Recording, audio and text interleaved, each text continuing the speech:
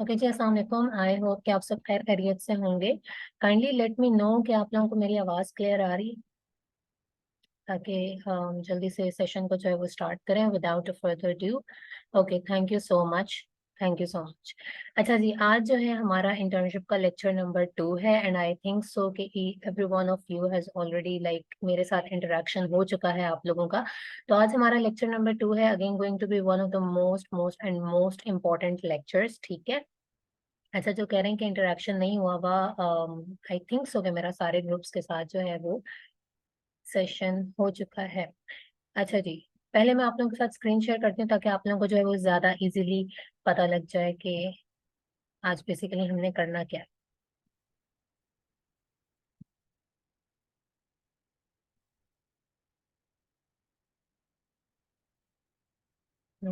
Screen load हो रही है। अच्छा, आप लोगों के ना मैसेजेस बहुत ज़्यादा बीच में मुझे ना लाइक नंबर वाइज शो हो रहे होते हैं कि आप लोगों के टेक्स्ट आ रहे हैं। तो अभी लेक्चर के दौरान काइंडली अवॉइड किया करें कि आप लोग टेक्स्ट ना किया करें या आपस में बात ना किया करें, क्योंकि जो इस साइड पे बनता होता है उसको लग रहा होता है शायद कोई इश्यू है, कोई आवाज़ का या कुछ, इसलिए जो है वो नीचे चैट का नंबर जो है ना वो बढ़ता जा रहा है, ठीक है। आप लोगों के टेक्स्ट नहीं नज़र आते। ओके जी, सो आज का लेक्चर जो है वो हम स्टार्ट करते हैं। अच्छा, थोड़ा सा मैं ज़रा रिमाइंड करूँ अगर पीछे के हम लोगों ने क्या किया था, तो पहले एक इंट्रोडक्टरी सेशन हुआ, ठीक है। उसके बाद हमारा फर्स्ट एवर लेक्चर था मैनुअल हंटिंग के ऊपर, जिसमें मैंने आप लोगों को सेलर स्नाइपिंग की टेक्निक भी बताई थी। और दूसरी बात ये कि मैंने शांसा को कहा भी था कि आप लोगों के सेलर स्नाइपिंग की वीडियो जो है वो आप लोगों के साथ शेयर करें, और एक बाय बॉक्स वाली, एंड आई होप सो कि आप लोगों ने वो देखी होंगी ताकि आप लोगों को फर्दर क्लैरिटी आ जाए चीज़ों में, ठीक है। अच्छा, आज का जो लेक्चर है, आज हम ये देखेंगे बेसिकली कि आपने प्रोडक्ट को कीपा के थ्रू कैसे एनालाइज करना है। कोई भी मॉडल हो, होलसेल हो, पीएल हो, कोई भी बिजनेस मॉडल हो, उसकी जो सबसे बड़ी या कह लें बेसिक एलिमेंट होता है वो होता है आपका विनिंग प्रोडक्ट, ठीक है। आपका बिजनेस ही उस एक प्रोडक्ट के ऊपर रिलाई कर रहा होता है जो भी आपने लगानी है। इसलिए आपकी प्रोडक्ट एक परफेक्ट क्राइटेरिया के ऊपर होनी चाहिए, ठीक है। वो क्राइटेरिया को कम्प्लीटली फुलफिल कर रही होनी चाहिए, क्योंकि अगर आपने खराब प्रोडक्ट लगाई तो वहीं से आपके बिजनेस का डाउनफॉल जो है वो शुरू हो जाता है। तो आज हम देखेंगे कि होलसेल मॉडल के अंदर आपने किस तरीके से प्रोडक्ट को एनालाइज करना होता है, कौन से टूल के थ्रू जो है वो आपने एनालाइज करना होता है।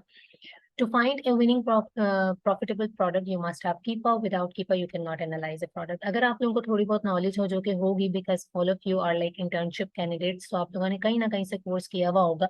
आपको पता है कि स्पेसिफिक टूल्स होते हैं जो कि हम प्रोडक्ट एनालिसिस के लिए यूज करते हैं। When it comes to PL, तो उसमें जंगल स्काउट हीलियम का इस्तेमाल होता है, and when we talk about wholesale model या फिर आर्बिट्राज का जो मॉडल है, तो उसमें कीपा इस्तेमाल होता है, ठीक है। विदाउट टूल आप लोगों के लिए मुश्किल होगा कि आप प्रोडक्ट को कम्प्लीटली एनालाइज कर सकें, इसलिए आपके पास कीपा होना जरूरी है। कुछ स्टूडेंट्स कंफ्यूज होते हैं, हीलियम भी परचेज कर रहे होते हैं, हीलियम का होलसेल मॉडल में कोई रोल नहीं है, यू जस्ट नीड कीपा। और अगर और किसी चीज में इन्वेस्ट करना है तो वो आप फोन नंबर में कर सकते हैं, जो कि जब हम कॉल्स के लेक्चर में जाएंगे तो फिर आपको पता लगेगा, बिकॉज आगे स्टेप वाइज बहुत सी चीजें होने वाली हैं, लाइक कॉल्स कैसे करनी है, ब्रांड से कैसे कॉन्टेक्ट करना है, डिस्ट्रीब्यूटर से कैसे कॉन्टेक्ट करना है, उनको फाइंड आउट कैसे करना है, ऐसे ब्रांड्स कैसे निकाले जाएं कि जिनसे आपको जो है वो अप्रूवल मिल जाए। So each and everything step wise आने वाले, ठीक है। अच्छा, अब लास्ट टाइम अगर आप लोगों को याद हो तो हमने एक क्राइटेरिया डिस्कस किया था। मैंने आपको ईच एंड एवरीथिंग जो है बड़ी डिटेल में बताई थी, हर पॉइंट के पीछे की लॉजिक आप लोगों को बताई थी कि अगर कोई भी पॉइंट लिखा हुआ है कि अमेजोन नहीं होना चाहिए, ब्रांड नहीं होना चाहिए, रेटिंग रिव्यूज इतने होने चाहिए, तो इसका क्या मतलब है। कुछ पॉइंट्स हमने उस टाइम पे स्किप किए थे जो कि हम देखते हैं कीपा के थ्रू, तो अभी मैं सिर्फ उनको डिस्क्राइब करूंगी, उसके बाद मैं आपको अमेजोन के पेज पे दिखाऊंगी भी कि आप लोगों ने उनको कैसे एनालाइज करना है, एंड कीपा पे आपको ये चीजें कहाँ कहाँ पे नजर आएंगी, ठीक है। आई होप सो आप लोगों ने पिछला असाइनमेंट कर भी लिया होगा और आप लोगों को वो चीजें फिंगर टिप्स के ऊपर होनी चाहिए। First point is check 90 days average price. अच्छा, 90 डेज की एवरेज प्राइस जो है वो आपको कीपा के थ्रू ही पता लगती है। इस प्राइस का बड़ा ही इंपॉर्टेंट रोल है when it comes to profit calculation. जब आपका प्रॉफिट कैलकुलेशन पे लेक्चर होगा तो वहां पे मैं आपको बताऊंगी कि स्टूडेंट्स कितनी बड़ी बड़ी मिस्टेक्स करते हैं जब वो प्रॉफिट कैलकुलेट करते हैं, और जैसे ही उनकी प्रोडक्ट लाइव होती है तो लाइव होने के बाद उनको पता लगता है कि अच्छा, हमने प्रॉफिट ही गलत प्राइस के ऊपर निकाला था, जिसकी वजह से वो लॉस में चले जाते हैं। Check 90 days average BSR. अब बीएसआर क्या होता है? बीएसआर बेस्ट सेलर्स रैंक है। लास्ट टाइम हमने जो है वो डिस्कस किया था कि जो BSR है वो आपका कितना होना चाहिए। हमने कहा था कि 20,000 बिलो हो तो वो एक आइडियल सिचुएशन है, अच्छा BSR है, ठीक है। थोड़ा सा अगर आगे पीछे करें चलें 25 हो जाएगा या 30 हो जाएगा। अब हमने ये देखना है कि 90 डेज का बेसिकली मतलब होता है कि 3 महीने में, ठीक है, हम 3 महीने की एवरेज देखते हैं कि किसी भी प्रोडक्ट का BSR कितना रहा है। तो आपने ये देखना है कि वो 60,000 बिलो ही हो, 60,000 अबव ना जाए। अगर 60,000 बिलो है दैट मीन्स कि product is good to go. Third point is check Amazon out of stock percentage. Again a very important point. जब लास्ट टाइम मैं आप लोगों को बता रही थी कि ऐसी प्रोडक्ट होनी चाहिए जिसके ऊपर Amazon ना हो, और उसके मुख्तलिफ रीजंस वगैरह थे जो कि मैंने आप लोगों को बताए थे। तो एक सिचुएशन या ऐसी कुछ सिचुएशंस होती हैं जिनके अंदर Amazon लिस्टिंग के ऊपर मौजूद होता है और हम फिर भी उस लिस्टिंग के ऊपर जा सकते हैं। ऐसा नहीं है कि आपने बस बाहर से देखा कि Amazon लिस्टिंग पे और आपने उस प्रोडक्ट को अवॉइड कर दिया। हो सकता है प्रोडक्ट के बाकी स्टैट्स बहुत ज्यादा अच्छे हों, उस पर बहुत अच्छा प्रॉफिट मिल रहा हो, तो सर्टेन एक्सेप्शंस हैं। अगर वैसा होता है तो आप उस प्रोडक्ट के साथ जा सकते हैं, ठीक है। अच्छा, क्योंकि हमने भी ऐसी कई लॉन्चेस की है, बहुत सारे प्रोडक्ट्स होते हैं जिसके ऊपर Amazon खुद होता है, आप उसके साथ बैठ के आराम से सेलिंग कर सकते हैं। पहली चीज तो आपने यही देखनी है कि भाई वो डोमिनेट ना कर रहा हो। जिस प्रोडक्ट के ऊपर अगर 1000 स्टॉक के साथ Amazon बैठा हुआ है, आपने उस प्रोडक्ट पे तो वैसे ही नहीं जाना। एक चीज आपने देखनी होती है उसकी आउट ऑफ स्टॉक परसेंटेज। ये आपको कीपा के थ्रू पता लगती है। कहाँ पे पता लगती है, अगेन मैं अभी आप लोगों को बता दूंगी, ठीक है। अब इसका मतलब क्या है, गौर करें इस वर्ड के ऊपर, Amazon out of stock percentage. Out of stock percentage का मतलब ये है कि इस लिस्टिंग के ऊपर Amazon कितना टाइम आउट ऑफ स्टॉक रहा है, स्टॉक लेस रहा है, यानी बिना स्टॉक के रहा है, ठीक है। अब इसकी एक स्पेसिफिक परसेंटेज शो होती है। अगर 100% आउट ऑफ स्टॉक लिखा हुआ है तो इसका मतलब ये होता है कि इस लिस्टिंग के ऊपर कभी भी Amazon आया ही नहीं है, वो 100% आउट ऑफ स्टॉक रहा है। तो ये आपके लिए आइडियल सिचुएशन है। इसके अलावा ये परसेंटेज 90 भी हो सकती है, 95 भी हो सकती है, 80, 70, 60 एंड सो ऑन, ठीक है। आपने ये देखना है 100% हो या 90% हो या चलें 80% हो, इससे लो नहीं होनी चाहिए परसेंटेज। अगर 80% तक भी आ रहा है तो आप उस प्रोडक्ट के साथ जा सकते हैं, यानी कम टाइम के लिए ही Amazon इस लिस्टिंग के ऊपर आया, ज्यादा टाइम के लिए नहीं आया। Fourth point is you have to check the buy box rotation. Buy box एक बड़ा ही बड़ा ही क्या, होलसेल में मेन चीज ही बाय बॉक्स है, ठीक है। वो रोटेट होता है, आपके पास आता है, फिर आपको सेल्स आती हैं और आपकी प्रोडक्ट जो है वो सेल होती है। अब यहाँ पे क्योंकि आप अकेले नहीं है लिस्टिंग के ऊपर, मुख्तलिफ सेलर्स होंगे। आपने ये देखना है कि रोटेशन कैसी है। रोटेशन इक्वल होनी चाहिए, अच्छी होनी चाहिए, सबको मिल रहा होना चाहिए। कोई भी सेलर ऐसा ना हो जो 50% शेयर लेके जा रहा हो या 50% से ज्यादा लेके जा रहा हो, क्योंकि इसका मतलब है कि वो सेलर जो है वो लिस्टिंग के ऊपर डोमिनेट कर रहा है। किसी भी वजह से कर सकता है, अपनी प्राइस की वजह से कर सकता है, अपने रिव्यूज की वजह से कर सकता है, और अगर वो FBM कर रहा है तो शिपिंग की वजह से भी हो सकता है कि वो कर रहा हो। अदरवाइज ऐसा सिनेरियो इतना होता नहीं है, आपके रियल कंपेटिटर्स FBA सेलर्स ही होते हैं।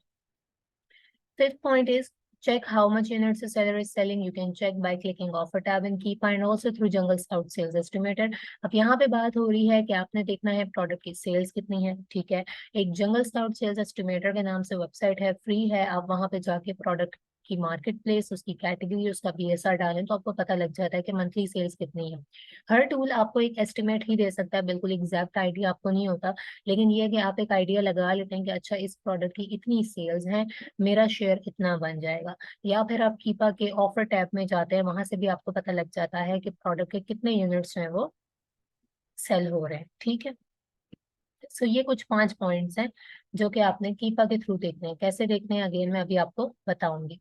ये जो कह रहे हैं ना मैम 1 वीडियो ऑन सोर्सिंग और ये और वो, तो अभी आप लोग पहले सोर्सिंग पे आ तो जाएं, ठीक है। हर चीज स्टेप वाइज अच्छी लगती है, पहले स्टेप्स को आप स्किप करके आगे नहीं जा सकते। Check if there are at least 3 FBA sellers with low ratings and reviews and they are getting buy box or not. अब लास्ट टाइम मैंने आपको बताया था कि आपने देखना है लिस्टिंग के ऊपर इतने सेलर्स होने चाहिए। हमने बात की थी कि जी 30 हो, ठीक है, कम से कम, क्योंकि मैक्सिमम ज्यादा ना हो, अदरवाइज जो है वो कंपटीशन होता है। अब आपने देखना है कि उसके अंदर कुछ FBA सेलर्स भी होने चाहिए, ये भी लास्ट टाइम क्राइटेरिया का पार्ट था। अब बाय बॉक्स रोटेशन में आपने एक चीज ये देखनी है कि आपके FBA सेलर्स जो है उनके पास रोटेशन कैसी हो रही है, क्या उन्हें बाय बॉक्स मिल रहा है या नहीं मिल रहा। अगर उन्हें मिल रहा है तो इट्स ओके, आपको भी मिलेगा। एक पॉइंट ये है, ऐसी प्रोडक्ट जिसके ऊपर एफपीए सेलर्स लो रेटिंग वाले हों, स्पेशली वो हों जिनके जीरो रिव्यूज हैं, ठीक है, इस टाइप के अगर आपके पास सेलर्स हैं, दैट मीन्स के, और उनको बाय बॉक्स भी मिल रहा है, तो आपके बड़े ही अच्छे चांसेस हैं कि अगर आप भी इस प्रोडक्ट पे जाओगे आपको भी बाय बॉक्स मिलेगा। क्यों? क्योंकि जब आपने जाना है, आप भी बिल्कुल नए सेलर होंगे, आपके भी अकाउंट के ऊपर जीरो रिव्यूज होंगे, तो आपको यहाँ पे एक एज दिखता है कि ठीक है, ये भी मेरे जैसा ही है और इसको भी मिल रहा है बाय बॉक्स, दैट मीन्स कि मुझे भी मिल सकता है, ठीक है। इसलिए ये पॉइंट भी बड़ा इंपॉर्टेंट है, अगर आपने लाजमी देखना है कि प्रोडक्ट में ऐसे सेलर्स होने चाहिए, because if they are getting buy box it means there are chances that you may also win the buy box. Again वही रीजन लिखा हुआ है जो मैंने अभी आपको बताया। फिर आते हैं ग्राफ रीडिंग पे, ठीक है। अभी क्योंकि मेरी आदत है मैं पहले चीजें एक्सप्लेन कर देती हूँ, उसके बाद स्क्रीन पे जाती हूँ, ताकि बार बार बैक एंड फोर्थ वाली सिचुएशन ना हो, तो आप लोगों को इजीली समझ में आ सके। इसलिए पहले आई थॉट कि मैं आपको क्लियर कर दूं, देन मैं आप लोगों को ये सारी चीजें अभी जब अमेजोन के पेज पे दिखाऊंगी तो कोई भी कंफ्यूजन तो वो क्लियर हो जाएगी। You have to check price line through graph. If price line is smooth and there are not too much fluctuations, it means price has been stable.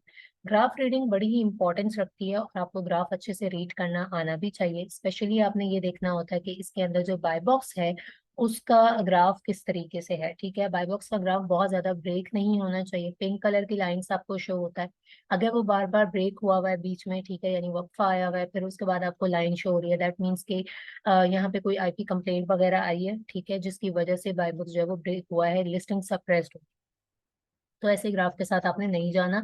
Graph line थोड़ी स्मूथ होनी चाहिए, अच्छी होनी चाहिए, बहुत ज्यादा फ्लक्चुएशंस उसके अंदर नहीं होनी चाहिए।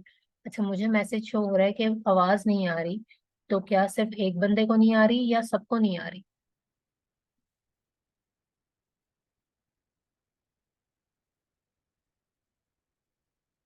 आ रही है, चलें ठीक है, फिर जिनको नहीं आ रही वो अपना इंटरनेट कनेक्शन देख लें। सही है, क्लियर है। हम्म, ठीक हो गया। यहाँ तक आप लोग मुझे पहले बताएं कि आप लोगों को समझ आ गई है जितनी बातें मैंने बताई हैं, या हर पॉइंट की जो भी एक सिनेरियो है, जो भी एक लॉजिक है, क्लियर है, ताकि फिर हम लोग आगे फर्दर मूव करें। ओके, ठीक है। और अगर नहीं भी क्लियर तो एक मरतबा लेक्चर को दोबारा सुन लिया करें, तो आप लोगों को ज्यादा अच्छे से क्लियर हो जाएगा, because I know this thing कि आप लोग जब मेरे सामने हैं, मैं बाय बॉक्स परसेंटेज से क्या ज्यादा हो ना हो, अच्छा ये चीज अभी आपको ज्यादा क्लियर हो जाएगी आगे।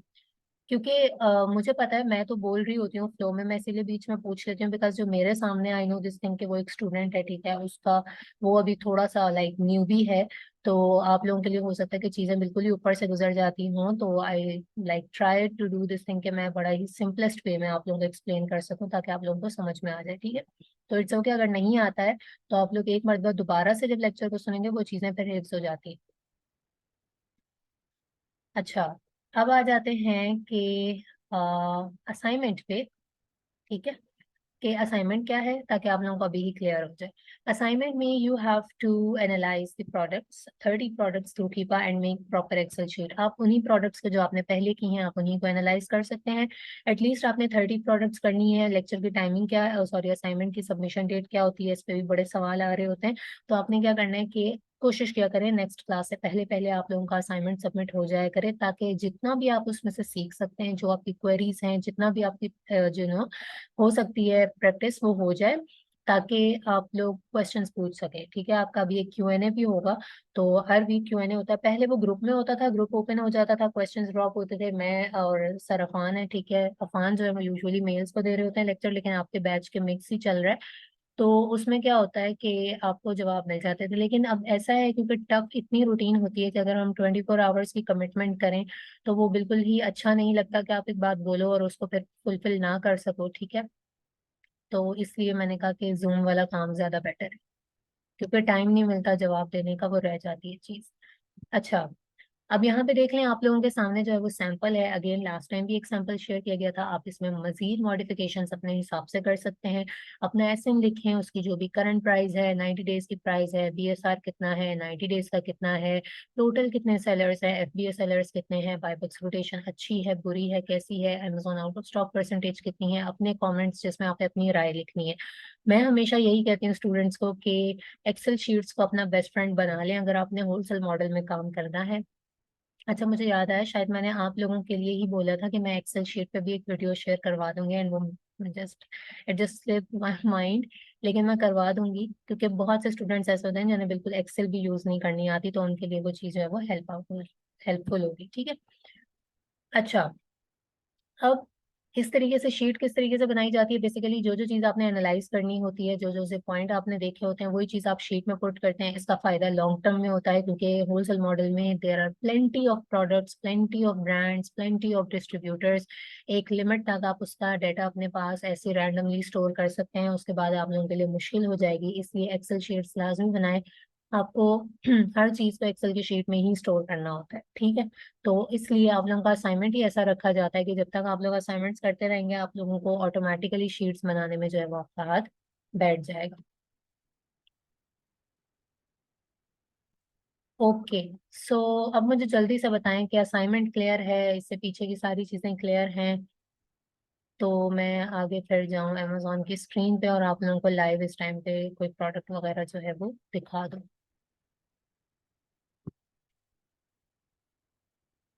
ठीक है। अच्छा, जो लोग टूल का पूछ रहे हैं, टूल कहाँ से मिलता है, कितने का मिलता है, कितने का तो मुझे नहीं पता, जो मार्केट का रेट है वही होगा। बाकी ये है कि मैं जो हूँ वो टूल प्रोवाइडर का नंबर शेयर करवा दूंगी जिनसे हम लेते हैं, दे आर ट्रस्टेबल। ठीक है। तो आप जो है वो उनसे टूल ले सकते हैं। शानजा को बोलूंगी नंबर शेयर कर देंगे, आप उनको बता सकते हैं, कीवर्ड्स का रेफरेंस दे सकते हैं। ठीक है। अच्छा, what is your comment? Comment जो होता है ना, योर कमेंट का मतलब होता है आपकी जो भी उस प्रोडक्ट के बारे में राय है, आपने उसमें लिख देनी है आसान अल्फाज में, उर्दू, पश्तो, अंग्रेजी, जिसमें मर्जी आपको समझ आती है, क्योंकि आपका डाटा आपने अपने लिए बनाया हुआ है। आप उसके आगे जो भी आपकी राय है आप दे सकते हैं। ठीक है। इसलिए हम कमेंट का भी एक कॉलम रखना चाहिए। अच्छा जी। अब आ जाते हैं हम amazon.com पे। ओके। अच्छा, ये मैंने अभी ही आप लोगों के लिए थोड़ी देर पहले, जब लेक्चर स्टार्ट होने से पहले आई वाज एक्सप्लोरिंग, तो मैंने एक एसएन जो है वो सेव कर लिया था ताकि हमारे पास जो है वो टाइम बच जाए। अब देखते हैं इसके स्टैट्स क्या हैं, क्योंकि यूजुअली मैं जब प्रोडक्ट निकालती हूँ तो मैं डव लिखती हूँ, वो प्रोडक्ट्स आ जाती हैं, लेकिन वो फर्स्ट पेज की होती हैं। अच्छा, बीएसआर तो खैर इसका भी अच्छा है, उनका बीएसआर वगैरह बहुत अच्छा होता है और उसमें बहुत सी चीजें एक्सप्लेन नहीं हो पाती, लाइक बाय बुक्स की रोटेशन वगैरह। सो आई थॉट कि कोई रैंडम प्रोडक्ट होनी चाहिए ताकि हम उसको एनालाइज कर सकें। ठीक है। अच्छा, अब आ जाते हैं। अब आप लोगों ने क्वेश्चंस ड्रॉप नहीं करने, वो चीज़ मेरे लिए बड़ी ही डिस्ट्रैक्शन हो जाती है मुझे। ठीक है, मुझे लगता है शायद मेरे लिए टेक्स्ट आ रहे हैं। अच्छा, अब हम आगे हैं अमेजोन के पेज पे। सबसे पहला काम आप लोगों ने ये करना है कि आपकी लोकेशन यूएसए की होनी चाहिए। अगर पाकिस्तान की होगी, आपको जो वो है स्टैट्स आप लोगों को सही नहीं दिखेंगे। ठीक है। उसके बाद हम आ जाते हैं, हमारे पास क्या शो हो रहा है, टाइटल शो हो रहा है। देन मैंने आप लोगों को लास्ट टाइम बताया था कि ग्राबली की एक्सटेंशन है, वीएस क्विक व्यू की एक्सटेंशन है, वो वाली एक्सटेंशन कर लेंगे तो आपको कुछ चीजें जो है वो ऊपर ही दिखने लग जाती हैं। ये आपका आ गया एस एन के बाद आ गया बीएसआर, बीएसआर के साथ आ गई कैटेगरी। अच्छा, बीएसआर इसका अच्छा है, 5000 है, which is again very good. ठीक है, 5000 का बीएसआर हो गया। हमने बात की थी 20,000 बिलो होना चाहिए, ये तो काफी बिलो है। फिर ये इसके ब्रांड का नाम लिखा हुआ है, रेटिंग है, लास्ट टाइम मैंने आपको रेटिंग बताई थी 4 अबव होनी चाहिए, 4.8 है, विच इज अगेन गुड। फिर हम आ जाते हैं रिव्यूज पे। लिस्टिंग के रिव्यूज जो है वो 100 हों कम से कम। ठीक है, उससे ज्यादा जितने मर्जी हो, तो रिव्यूज वाली चीज भी फुलफिलेबल है। फिर हम आते हैं प्राइस के ऊपर, तो प्राइस इसकी वैसे कम है। ठीक है, $11 है, लेकिन आपने देखना है अगर आपके पास ऐसी सोर्स हो जिसमें से आपको प्रॉफिट बच रहा है तो ठीक है, आप जा सकते हैं। सही, अगर कोई डिस्ट्रीब्यूटर ऐसी प्राइस में भी प्रोडक्ट दे और उसके ऊपर आपके पास प्रॉफिट बच जाता है तो आप ऑब्वियस सी बात है कि उसको प्रोडक्ट को अवॉइड नहीं करेंगे। अच्छा, अब ये होता है बाय बॉक्स का सेक्शन, जो लोग पूछ रहे हैं। तो ये होता है बाय बॉक्स का section, basically add to cart का। ठीक है, सेलर्स के पास रोटेट हो रहा होता है, जिस सेलर के पास उस टाइम पे होता है वो सबसे ऊपर शो होता है। जैसे इस वक्त जनरेशन 7 के पास बाय बॉक्स है, तो वो सबसे ऊपर हमें यहाँ पे शो हो रहा है, और जो इसकी प्राइस है वही प्राइस हमें यहाँ पे भी शो होगी। ठीक है। अच्छा जी, थोड़ा सा नीचे आ जाते हैं। यहाँ पे आप लोगों को ये भी पता लग रहा है कि there are total 6 number of sellers. अब आते हैं हम कीपा पे। आज हमने कीपा से जो जो ऐसी चीजें देखनी होती हैं हम उनको देखेंगे। अच्छा, अब यहाँ पे एक चीज मैं आपको बता दूं, बिकॉज हमारे पास कुछ इतने मासूम स्टूडेंट्स होते हैं। ठीक है, उनके मेरे पास ये भी सवाल आते हैं बाज़ औक़ात लेक्चर के बाद कि मैम, आप जब लेक्चर दे रही होती हैं तो आपका जो कीपा है वो यहाँ पे फ्रंट पेज के ऊपर शो हो रहा होता है अमेजोन के पेज पे, लेकिन जब हम करते हैं तो हमारे पास ऐसा क्यों नहीं आ रहा होता? तो जब आप लोग टूल प्रोवाइडर से कीपा लेंगे तो आप लोगों का कीपा भी यहाँ पे शो होगा। ठीक है, जिस तरह मेरे पास एक्सटेंशन हुई भी है तो मेरे पास यहाँ पे कीपा शो हो रहा है। सबसे पहले आपने क्या करना है, आपने आना है डाटा के सेक्शन पे। ठीक है, just give me a minute.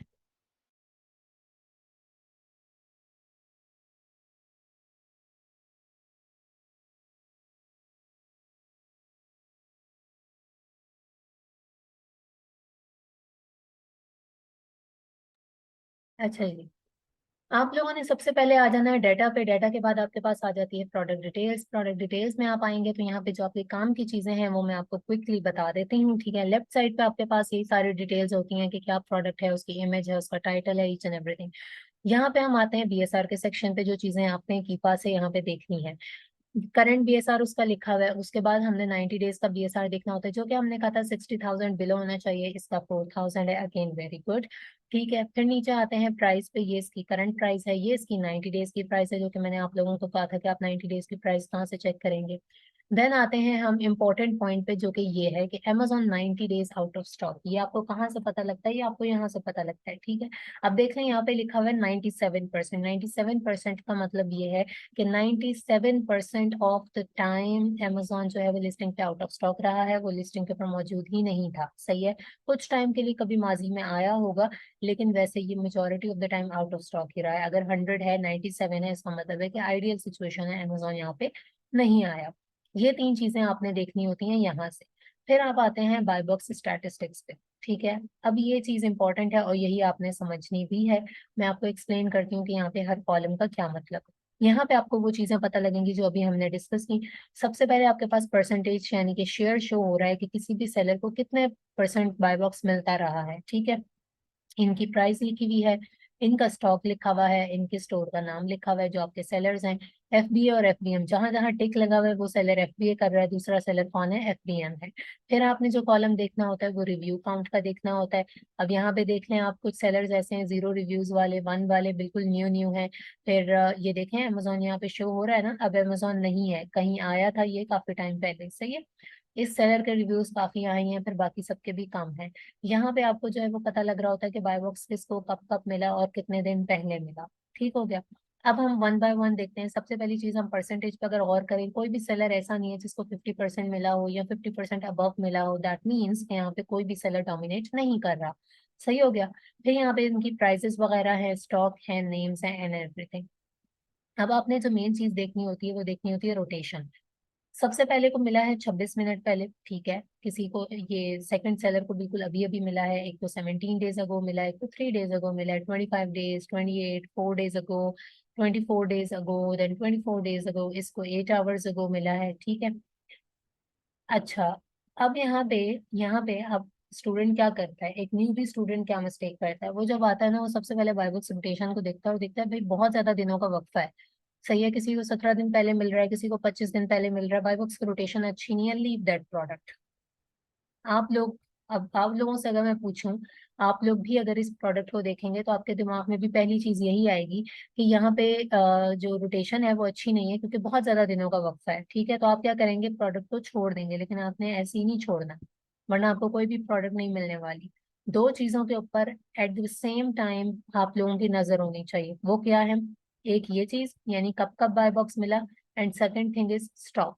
अब आप लोगों को चीज समझ आएगी जो मैं आपको समझाना चाह रही हूँ। सबसे पहले को मिला 26 मिनट्स अगो, ठीक है। इस वाले बंदे को अभी अभी बाय बॉक्स मिला जनरेशन 7, जो कि आपको ऊपर शो भी हो रहा था, मैंने आपको दिखाया। इस वाले बंदे को मिला 17 डेज अगो। अब अगर हम बोलें कि इसको 17 दिन पहले क्यों मिला, तो आपने थोड़ा सा अपने लेफ्ट साइड पे देखना है कि ये सेलर आउट ऑफ स्टॉक है, क्वेश्चन मार्क लगा हुआ है, यानी इसके पास स्टॉक नहीं है। अब ये 17 दिन पहले अगर आउट ऑफ स्टॉक हो चुका है, जा चुका है, तो ऑब्वियस सी बात है इसको उसके बाद बाय बॉक्स नहीं मिलेगा। लेकिन कीपा तो आपको यहाँ पे 30 डेज के रिजल्ट दिखा रहा है, इसलिए 17 डेज अगो है, ठीक है। फिर उससे नीचे वाले को 3 डेज अगो मिला है, जबकि इसके पास 3 का स्टॉक है। ये पॉइंट नोट करना है आपने कि ठीक है, इसको भी मिलना चाहिए था, यहाँ पे गैप है। फिर ये वाला, ये वाला, ये वाला, ये तीनों भी आउट ऑफ स्टॉक हैं, ठीक है। ये भी आउट ऑफ स्टॉक है, इसको 24 डेज अगो मिला है और इसके पास कितने यूनिट हैं? 24 हैं। ये सेलर जो है,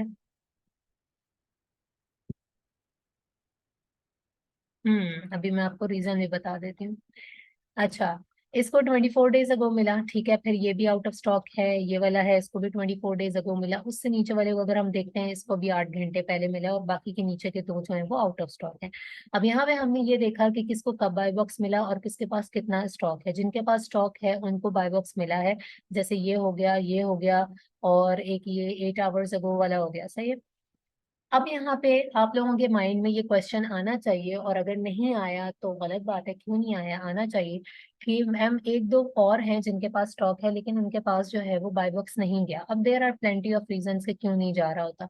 तो सबसे पहले हमने ये चीज देखनी है कि क्या उन्होंने उन्होंने ऐसी क्या प्राइस लगाई हुई है जो उनको बाय बॉक्स नहीं मिल रहा, क्या उन्होंने हाई प्राइस लगाई हुई है। तो अगर हम एक चीज देखें, ये वाला सेलर है, इसको काफी दिन पहले बाय बॉक्स मिला है। अगर आप देखो तो इसने प्राइस $19 लगाई हुई है, और जिसको अभी मिला है और जिसको थोड़ी देर पहले मिला है, इन दोनों ने 11.86 लगाई हुई है। ऐसा ही है ना। फिर ये वाला सेलर है, इसके भी कितने रिव्यूज थे, 0, और इसको 8 घंटे पहले बाय बॉक्स मिला है, जीरीम स्टोर वाले को। इसकी भी 11.74 प्राइस है, तो इसको भी बाय बॉक्स मिला है। लेकिन ये जो बाकी हैं, इसने देखें 18 लगाई हुई है और इसने 19 लगाई हुई है, ठीक है, इसलिए इनको जो है वो बाय बॉक्स नहीं मिला।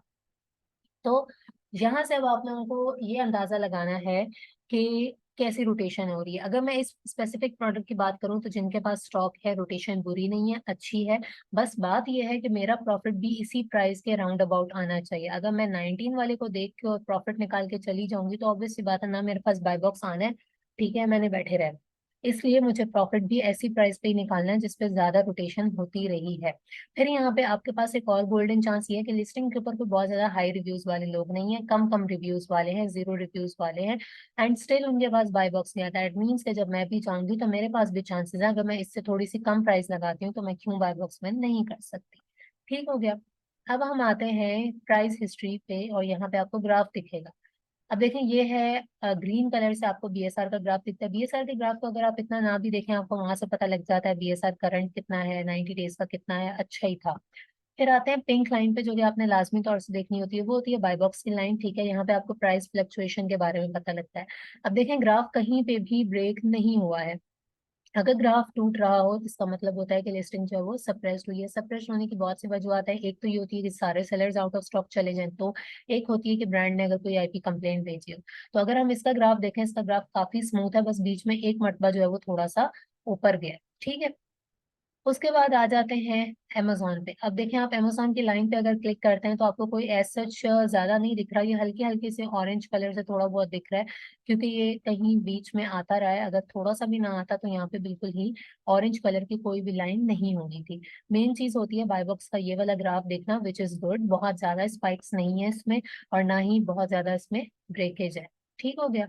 सो this is how you have to analyse the product data पे। और बाय बॉक्स स्टैटिस्टिक्स आपने देखनी होती हैं कि रोटेशन किस तरीके से हुई है। स्टॉक और रोटेशन दोनों चीजों को एट द सेम टाइम आप लोगों ने साथ साथ एनालाइज करके एक आइडिया लगाना है कि आपके लिए ये बाय बॉक्स रोटेशन अच्छी है या नहीं है। ठीक है। अब मुझे बताएं कि आप लोगों को क्लियर है, because we have like 10 to 9 minutes left, and मैंने जो है वो ऑलमोस्ट हर चीज कवर कर दी है।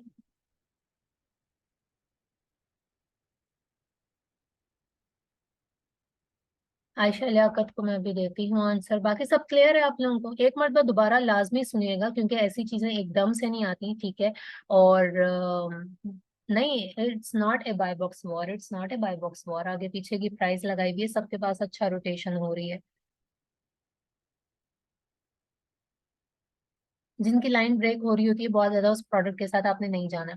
अच्छा, बाय बॉक्स के हवाले से अभी वो क्वेश्चन था जिनका मैंने नाम लिया, शी सेड के बाय बॉक्स तो सॉरी अमेजोन डिलीवरी कर रहा होता है, तो यहाँ पे बाय बॉक्स मीनिंग के लिए क्या है। यस, आप लोग जब एफबीए करते हैं आप सिर्फ प्राइस के ऊपर खेल सकते हैं, ठीक है।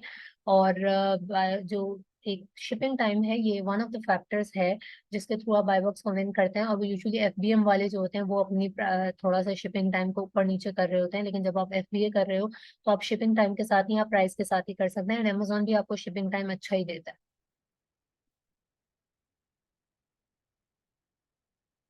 हारिस आलम कहते हैं कि इसमें जिसकी रोटेशन हो, जिसके पास बाय बॉक्स, उसके जैसे सेम प्राइस रखनी चाहिए, 1 सेंट कम रख लें लिस्टिंग करते हुए।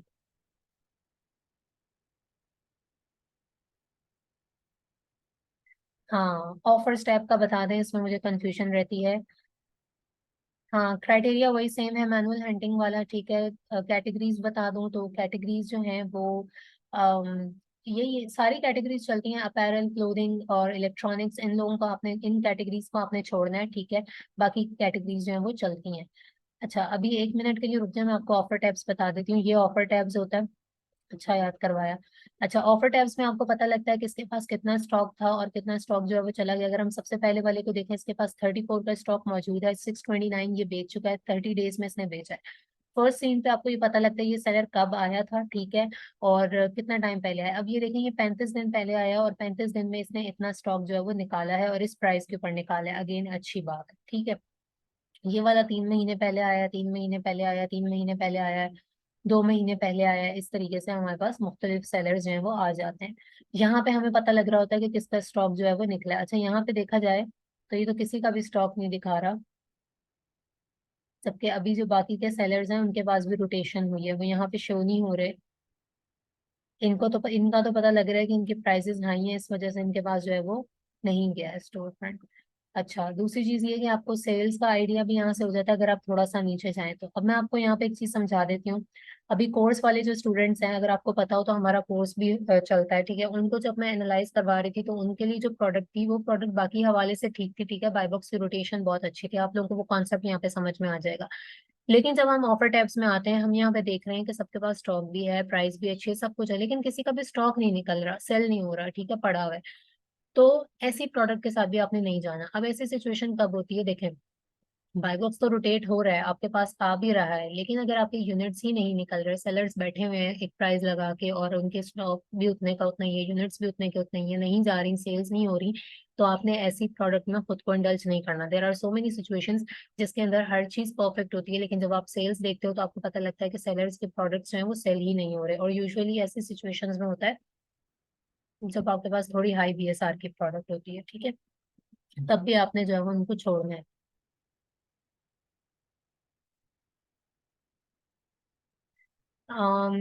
एक और है आज के उसमें कितनी करनी है, 30 करनी है, ठीक है। अच्छा, एक और चीज ये है कि कुछ किसी ने अभी पूछा था, एक अच्छा क्वेश्चन था, गुजर गया।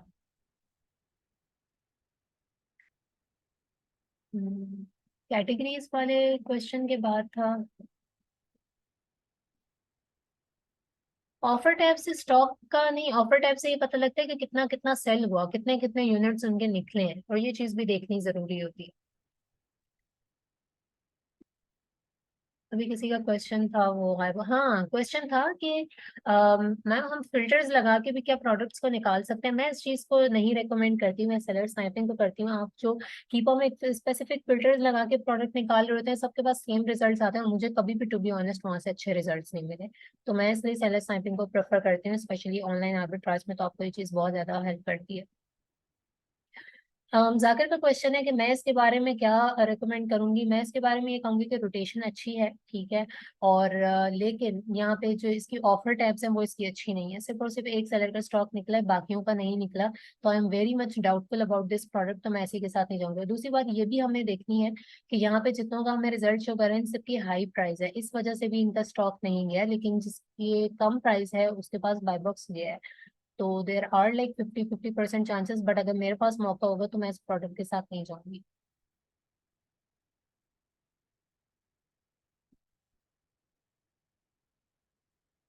अनीला असगर, अगर ऐसी सिचुएशन है तो ऐसी सिचुएशन में आपने मैन्युअली ही देखना है कि अमेजोन वहाँ पे है या नहीं है, क्योंकि हाँ की पास समटाइम्स ग्लिच दे देता है, क्योंकि है तो एक टूल ही, तो आपको 100% एक्यूरेट रिजल्ट नहीं दे देगा। जैसे आपको ये ग्रैबले वगैरह की एक्सटेंशन दिखा देती है ना कि इतने सेलर्स हैं FB FBM, लेकिन आपको एक मिनट में मैन्युअली चेक कर लेना चाहिए।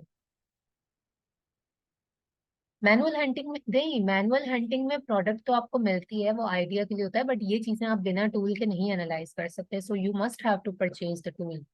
और इतना कोई एक्सपेंसिव नहीं होगा।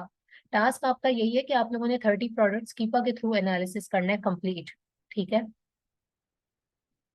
आप लोग नई फिल्टर्स मत लगाएं, आप लोग यूं ही स्टोर्स पे जाके मुख्तलिफ प्रोडक्ट्स निकालें और उनको एनालाइज करें। मेन थिंग इज कि आपको एनालिसिस अच्छा आ जाए, आपके पास मुख्तलिफ किस्म की प्रोडक्ट्स होनी चाहिए जिसमें ग्राफ ब्रेक हो, जिसमें ग्राफ बहुत खराब हो। जितने आपके पास डाइवर्स किस्म की सिचुएशंस आएंगी उतना होराइजन आपका इंक्रीज होगा, ठीक है।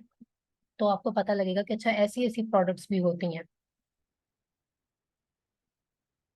हाँ, प्राइबो बाय बॉक्स की प्राइस कंसिस्टेंट होना बहुत जरूरी है। $2 से $4 का वक्फा हो तो ठीक है, अगर बहुत ज्यादा इनकंसिस्टेंट किस्म की प्राइस है तो आप लोग ऐसी प्रोडक्ट के साथ नहीं जाएं जिसमें बहुत ज्यादा प्राइस फ्लक्चुएशन होती है।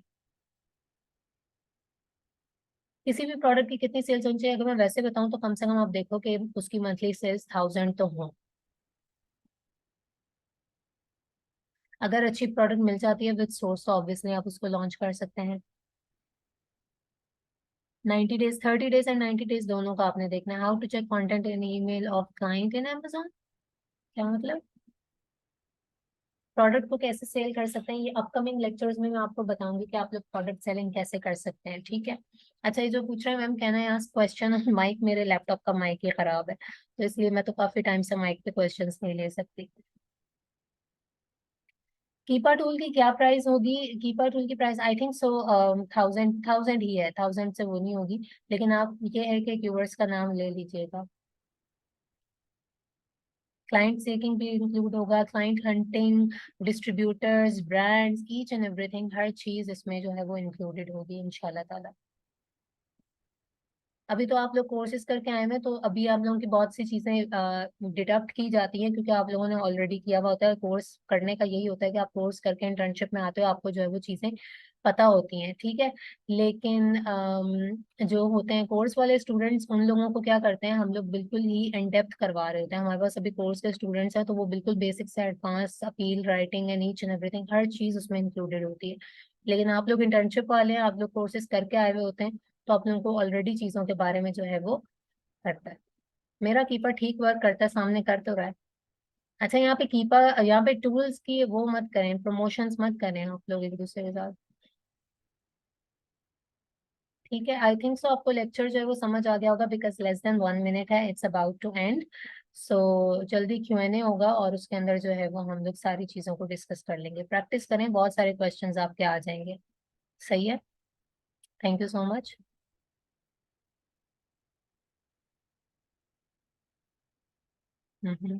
Thank you.